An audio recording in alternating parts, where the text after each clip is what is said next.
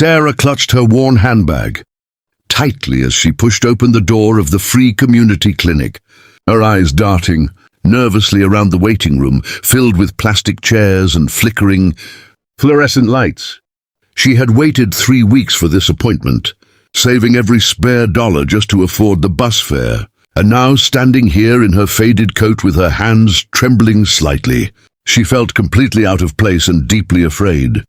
The receptionist handed her a number without looking up, and Sarah sat down in the corner, folding into herself like she always did, when the world felt too large and too indifferent.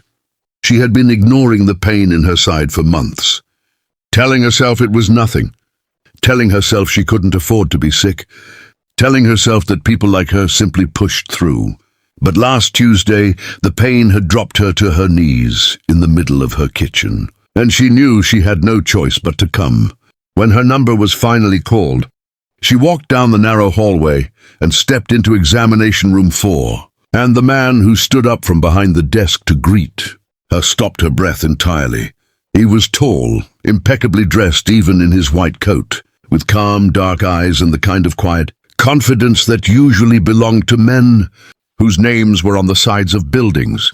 And Sarah immediately felt a flush of embarrassment crawl up her neck because she recognized him. His name was Dr. Daniel Reeves, and 6 months ago, his face had been on the front page of every newspaper in the city after he sold his medical technology company for $200 million. She had read the article in a waiting room just like this one, never imagining she would ever be sitting across from him.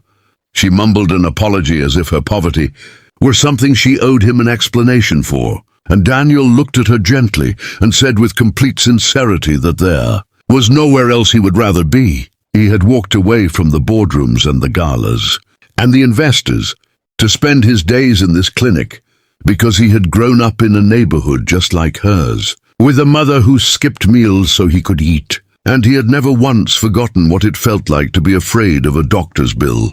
He examined her carefully, explaining everything he was doing, never rushing, never making her feel small, and when he diagnosed her with a treatable condition that had been caught just in time, he held her hand while she cried with relief. He arranged everything, the medication, the follow-up visits, the specialist referral, all fully covered, and as Sarah stood to leave, he told her that she was brave for coming in, and that her health mattered as much as anyone's in any corner of this city.